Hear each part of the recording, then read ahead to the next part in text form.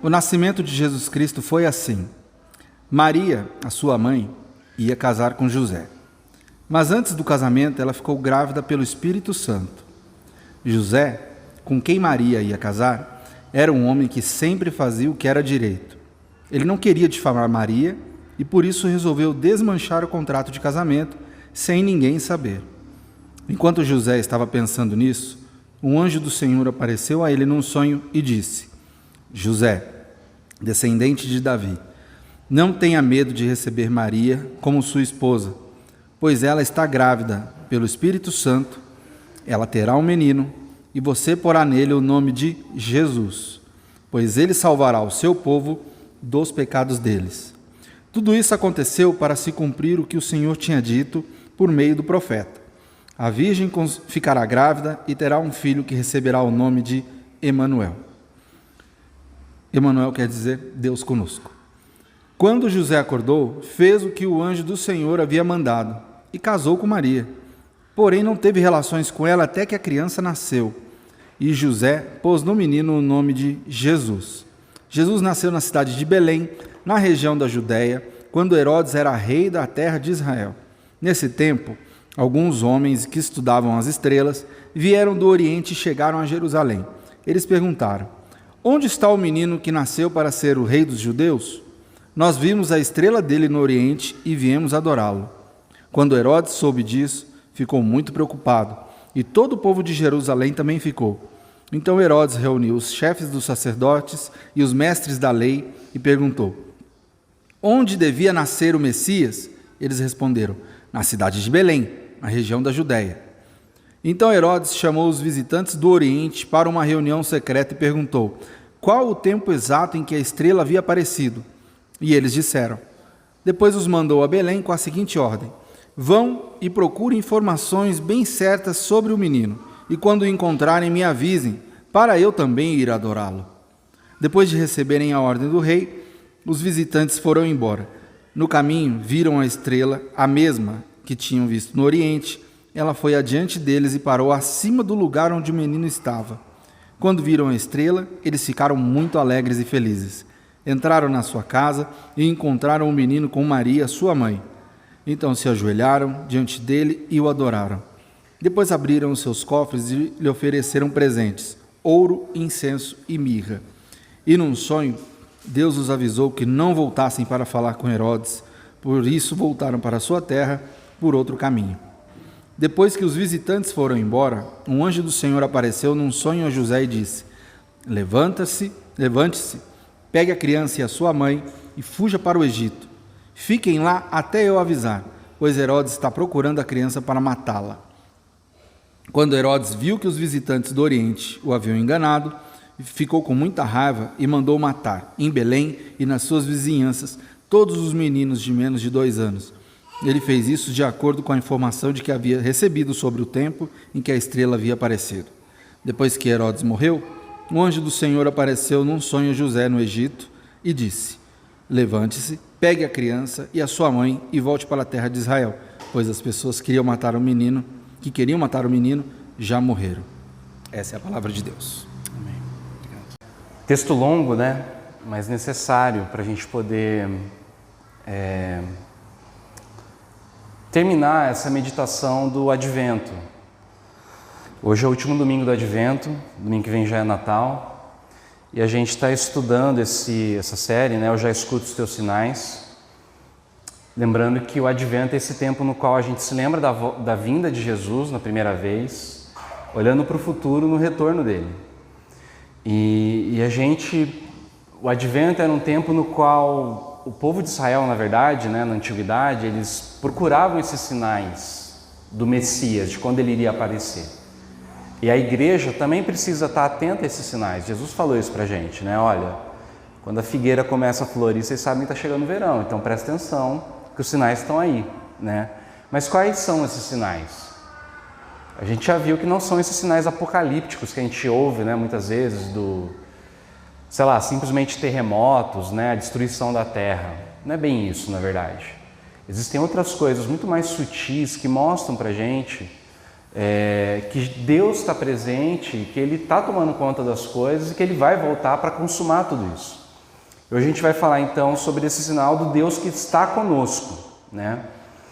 E esse tema me remete a um fato que aconteceu comigo um dia desses, porque eu tenho um amigo que também é pastor e aí ele postou no Facebook dele o versículo de Mateus 21, 23.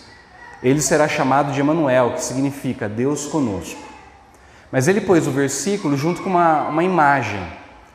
E essa imagem era uma ilustração de Jesus no meio de várias crianças.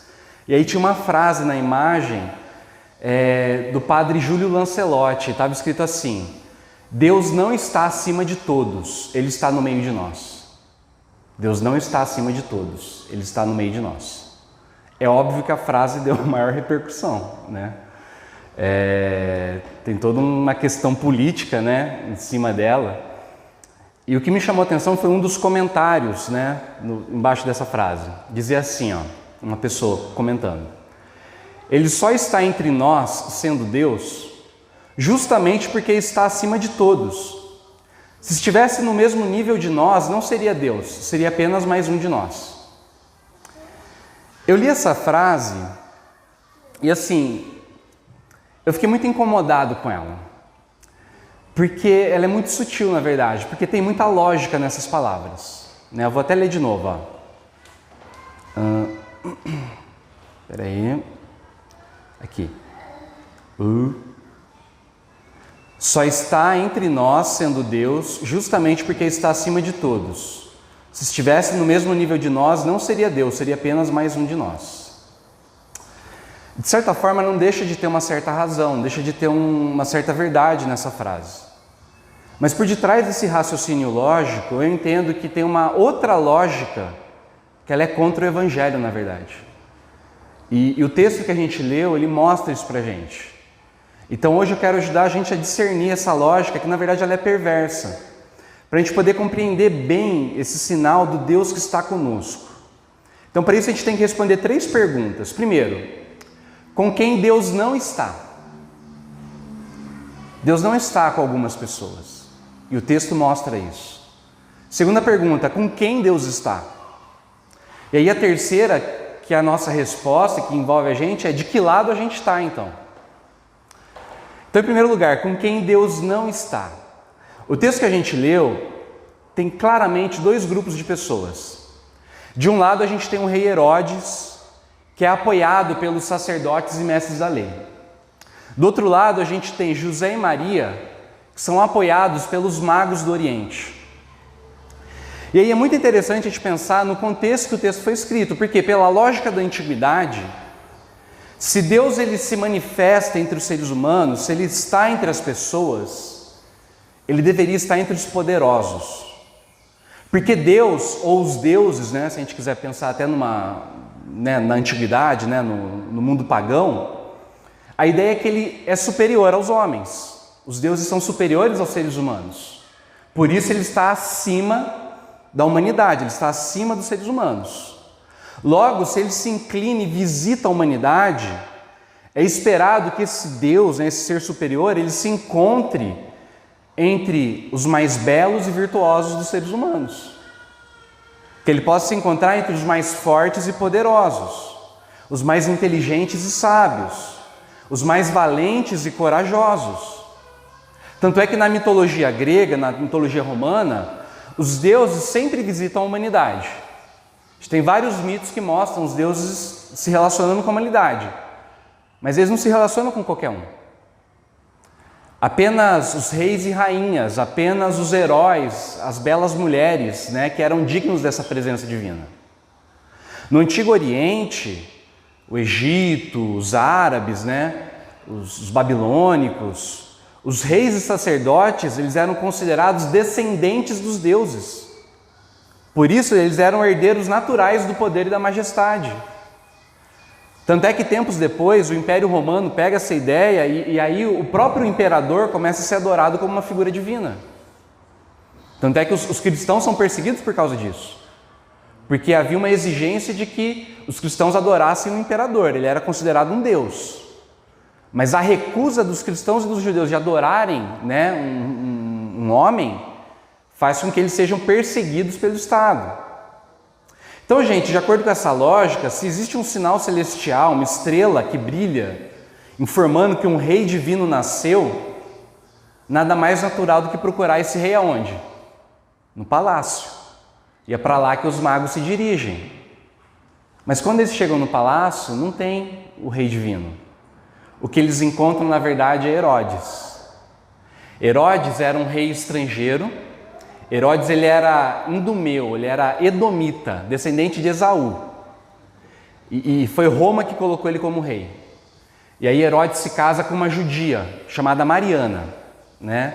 Mas Herodes foi um tirano extremamente paranoico.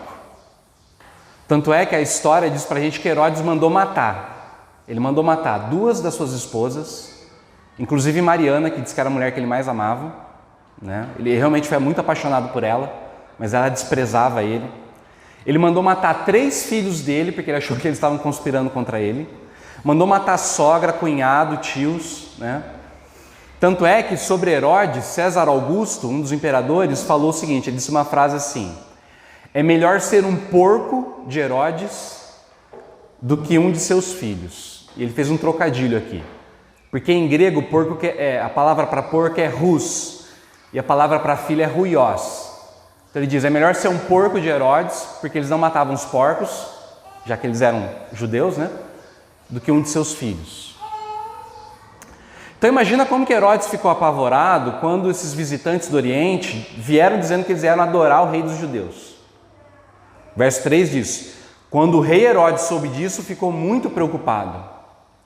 Mas o que é interessante é que não foi só ele que ficou preocupado. O texto diz pra gente que todo o povo de Jerusalém também ficou.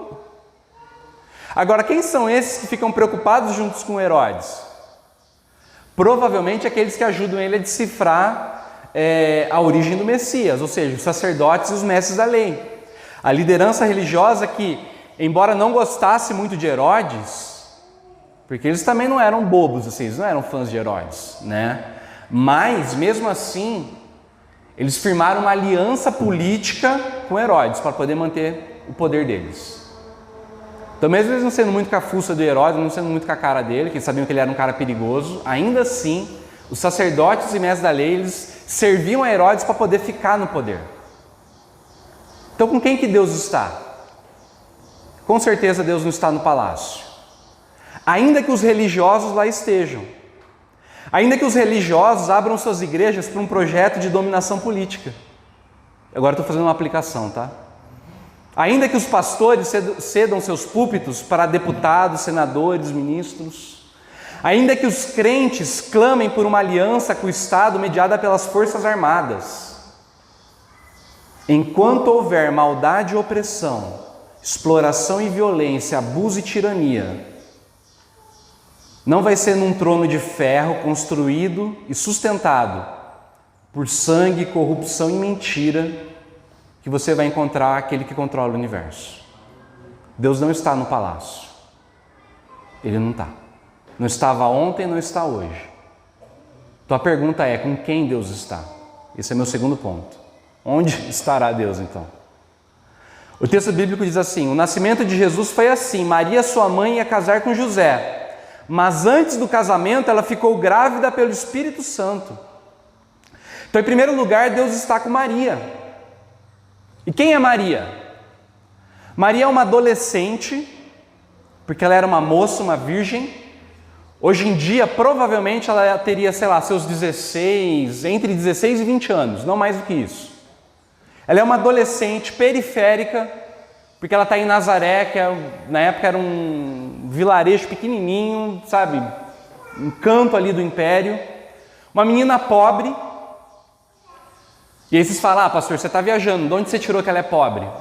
É só a gente olhar o cântico que ela canta, lá em Lucas, quando ela fica sabendo que o anjo diz para ela que Deus então vai habitar nela e que dela vai vir o Filho de Deus.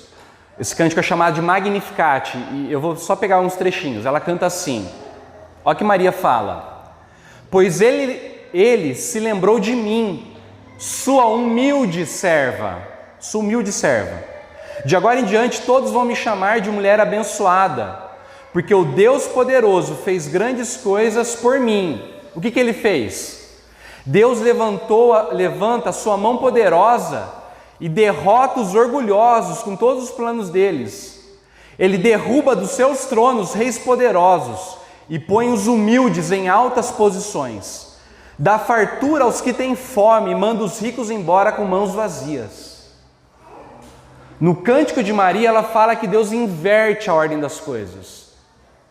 Ele manda os poderosos embora com fome e ele exalta os humildes. Ou seja, Maria era uma mulher pobre. Agora, de que forma que Deus está com Maria? É o texto de Lucas também quem diz detalhes maiores.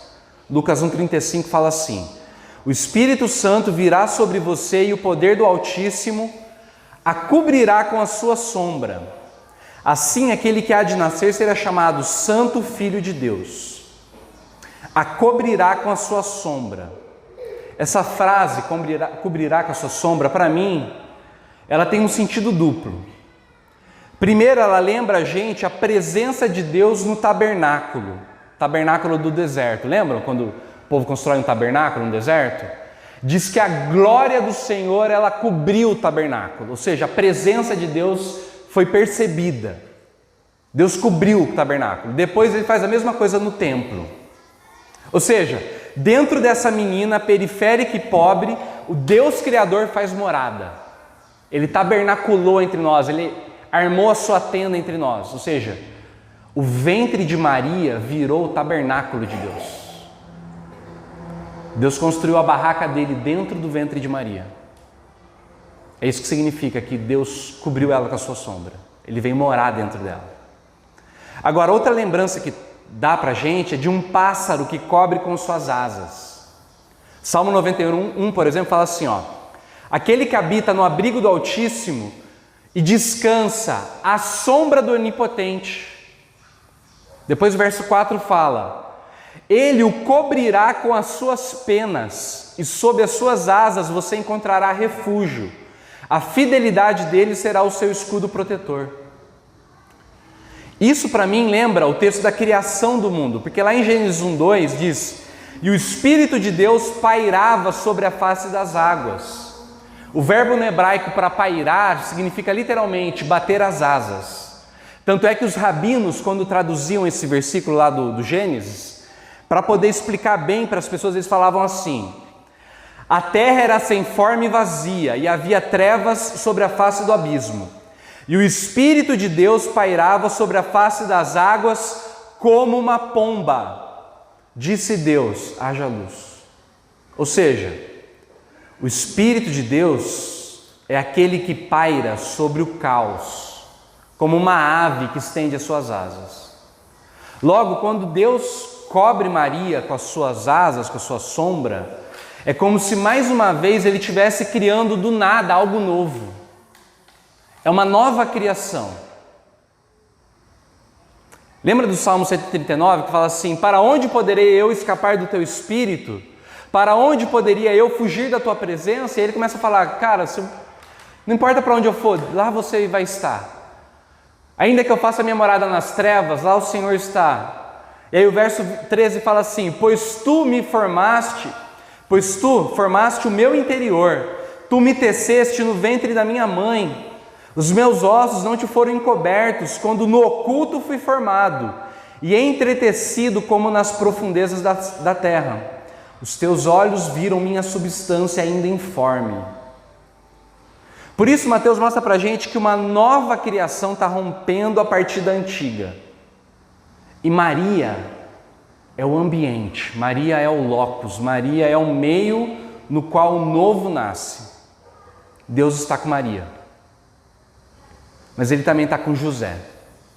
E quem que é José? O texto fala para a gente que José é um homem justo e bom. Justo quer dizer que ele era um cara piedoso, um cara que obedecia à lei de Deus. Ou seja, ele queria cumprir as coisas que a lei dizia. Tanto é que a gente vê ao longo da vida de Jesus que José ele cumpre todos os rituais que a lei mandava. Mas ele não é só justo, ele também é bom. Porque ele não quer difamar Maria, ele quer proteger Maria. Por quê? Cara, imagina que você está no lugar de José. Você está noiva e a noiva aparece grávida, né? Uma coisa inédita. É óbvio que ele pensou assim, cara, ou ela, sei lá, foi seduzida por alguém ou ela foi abusada por alguém. Só que ele não quer colocar Maria numa situação difícil. Se ele cumprisse a lei provavelmente ia mandar ela ser apedrejada. Então ele prefere sabe assim, acabar com a coisa em silêncio, em segredo, para poder proteger ela, para não prejudicar ela. Então ele diz, cara, que é bom, que é justo. Mas ele também é um cara periférico, porque ele também está lá em Nazaré. E além disso, ele é um trabalhador braçal, ele é um cara que é um carpinteiro, talvez um pedreiro, a gente não sabe direito. Agora, como é que Deus está com José? É interessante que com José, Deus ele se faz presente através do anjo dele, o mensageiro. Ele não está tão diretamente com José igual ele está com Maria. É a partir de uma influência que acontece nos sonhos. Sabe por quê? Porque o homem é um bicho teimoso, não é? O homem não é teimoso? A gente é muito teimoso. Então Deus tem que vir no sonho. Sabe por quê? Porque no sonho as nossas resistências caem. Deus trabalha o nosso inconsciente. No sonho a gente não fica racionalizando a coisa. José está lá meditando, pensando o que ele vai fazer, que ele vai abandonar Maria. Deus chega no sonho e fala assim, ó, fião, aceita ela. Por quê? Porque não tem resistência. Deus consegue trabalhar com José de uma maneira direta e de uma maneira rápida, porque ele precisava responder rápido ali o negócio. Tinha gente perseguindo eles. E às vezes Deus trabalha com a gente dessa forma também. Não é tão direto quanto a gente gostaria, mas Ele vai conduzindo a história. Então Deus está com José e Maria, um casal simples, da periferia. E Ele também está com os magos do Oriente. Que os estudiosos vão falar para a gente que era gente da Pérsia, da Babilônia, astrólogos, né? A gente que estudava as estrelas. Cara, os babilônicos, assim, esse negócio de estudar as estrelas, na verdade, se a gente for pegar, sei lá, a risca, esses caras eram meio que bruxos, tá ligado? Não é tão bonitinho assim, entendeu? Era meio que um lance de ocultismo e tal, sabe? Talvez, tem uns estudiosos que acreditam o seguinte, que a influência de Daniel e seus amigos lá na Babilônia, lembra que Daniel ele foi estudar a ciência dos babilônicos? E ele virou o melhor nisso. Se Daniel foi o melhor, provavelmente ele foi professor. E é muito provável que a influência de Daniel, sabe, de alguma forma, mostrou para essas pessoas que tinha um Deus por detrás disso. E esses caras, então, eles estudam, né? E Deus vai guiando eles através dessa estrela. Ou seja, Deus trabalha através da cultura de um povo pagão, um povo que não adorava Deus. Eles tinham uma outra religião, mas Deus está com eles também. E de um modo muito especial, por quê? Porque, cara, você já tentou seguir a lua, uma estrela? Para e pensa bem. Não foi natural isso que aconteceu. Está muito longe, mas não tem como uma estrela apontar uma casa específica. Cara, você pode andar quilômetros e quilômetros e quilômetros que o negócio fica mais ou menos no mesmo lugar, não é isso? Como é que eles vão seguindo e param numa casa? Eu lembro do Caio Fábio falando numa pregação, ele falou assim, essa estrela na verdade não brilhava no céu, ela brilhava dentro do coração deles. Sabe, Deus está guiando eles de uma forma especial, através daquilo que eles conhecem. E Ele também manda o anjo, né, em sonho. Então me parece que Deus não está apenas acima de nós. Ele prefere estar entre nós, mas não de todos, de alguns. De quem? Do simples, do periférico, do pobre, do trabalhador, do explorado, até dos estrangeiros em outra cultura, em outra religião, mas que tem sensibilidade e temor de Deus. É como disse o texto de Isaías que a gente leu na Confissão de Pecados. Pois o Altíssimo, o Santo Deus, o Deus que vive para sempre, diz: eu moro num lugar alto e sagrado, mas moro também com os humildes e os aflitos, para dar esperança aos humildes e aos aflitos novas forças. Eu mesmo fiz o céu e a terra, e todas as coisas são minhas, mas eu cuido dos pobres e dos arrependidos, dos que me temem e obedecem às minhas leis. Ou seja, eu creio que Deus está conosco, mas na verdade não está com todos. Deus tem lado. Ele escolheu o humilde, o aflito, o explorado, o rejeitado, o pobre, o arrependido. E isso tem que fazer a gente responder de alguma forma. De que lado você está? O discurso do Deus acima de todos é muito perigoso, sabe por quê? Porque esse discurso teológico, ele tem ares de piedade, mas na verdade ele esconde um projeto de poder, de conquista política, da igreja querer se aliar com o Estado para poder se manter no poder. Esconde um desejo malicioso, pelo poder, que não tem nada a ver com o Evangelho. Porque o Evangelho que a gente está vendo ao longo desse ano todo diz que o Rei do Universo saiu do Palácio Celestial para habitar no ventre de uma menina adolescente periférica pobre. Aquele que criou tudo, sem o qual nada do que existe teria sido feito, nasceu num curral porque para ele não havia lugar. Eu lembro de novo do padre Júlio Lancelotti, do dia ele pôs uma foto de um casal de moradores de rua com um bebê e ele falou assim: de novo, a gente vê que não existe lugar. Não existe lugar para Jesus.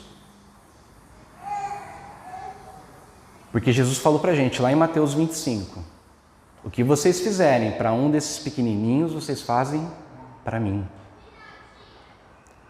Ou seja, ele fez isso para que todo aquele que sofre, aquele que não tem lugar, que não tem status, que não tem perspectiva, aquele que é explorado, abusado, diminuído, aquele que não tem esperança, possa saber que Deus está conosco. Ele está conosco. Conosco quem? Conosco, nós que sofremos, nós que somos explorados. E talvez a gente está aqui num grupo que, vamos ser sinceros, a gente está lá na classe média, que não tem ninguém que é pobre, assim, realmente, que sofre necessidade. Mas a gente vive num mundo que é um mundo de desempenho, um mundo que, cara, a gente é muito cobrado e a gente se cobra para ser o melhor, para estar entre os poderosos, para manter o status, para manter a posição. E isso exige de nós um desgaste que vai fazendo com que a gente também vai se tornando miserável. A gente pode até ter bens materiais muitas vezes, mas a gente acaba vivendo uma vida miserável, porque a gente acaba vivendo para o trabalho, a gente acaba vivendo para manter a aparência, e tudo isso vai desgastando a gente também. A gente também é explorado de certa forma, a gente é explorado por essa cultura do desempenho, que diz que você tem que ser o melhor sempre. Então eu queria encerrar com uma citação do Brennan Manning no livro Assinatura de Jesus. É um pouquinho longa, mas eu queria que você prestasse atenção. Brennan Manning escreveu assim, Em 1960, um pastor da Alemanha Oriental escreveu uma peça chamada O Sinal de Jonas. A última cena representava o julgamento final. Todos os povos da terra estão reunidos na planície de Jeosafá, aguardando o veredicto de Deus. Eles não aguardam pacificamente, no entanto. Ao contrário, estão reunidos em pequenos grupos, conversando cheios de indignação. Um dos grupos é um ajuntamento de judeus, facção que conheceu pouca coisa além de perseguição religiosa, social e política ao longo de sua história. Entre eles há as vítimas dos campos de extermínio nazista. Confabulando, o grupo exige saber, olha só, que direito Deus tem de emitir a sentença deles, em especial um Deus que habita eternamente na segurança do céu. Outro grupo é formado por afro-americanos. Eles também questionam a autoridade do Deus que nunca sentiu os infortúnios do homem, nunca conheceu a miséria e as suas profundezas de degradação humana. a que eles foram submetidos nos porões dos navios de escravos. Um terceiro grupo é composto de pessoas que nasceram de relacionamentos ilegítimos, tendo sido motivo de piada e de riso durante toda a sua vida. Centenas desses grupos estão espalhados pela planície. Os pobres, os afligidos, os maltratados. Cada grupo aponta para um representante para colocar-se diante do trono de Deus e desafiar seu direito divino de emitir sentença sobre seus destinos imortais.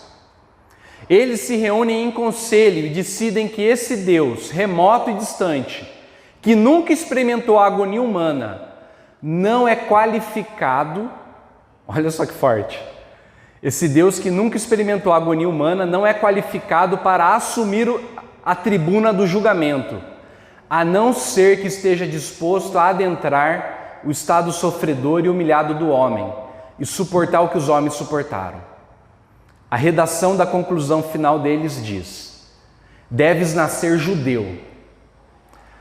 As circunstâncias do teu nascimento devem ser questionadas. Deves ser mal entendido por todos, insultado e zombado por teus inimigos, traído por teus amigos. Deves ser perseguido, espancado e finalmente morto num lugar público, da forma mais humilhante. Essa é a sentença passada a Deus pela Assembleia. O clamor ergue-se a uma altura febril enquanto aguardam a resposta. Então uma luz brilhante e estonteante ilumina a planície inteira.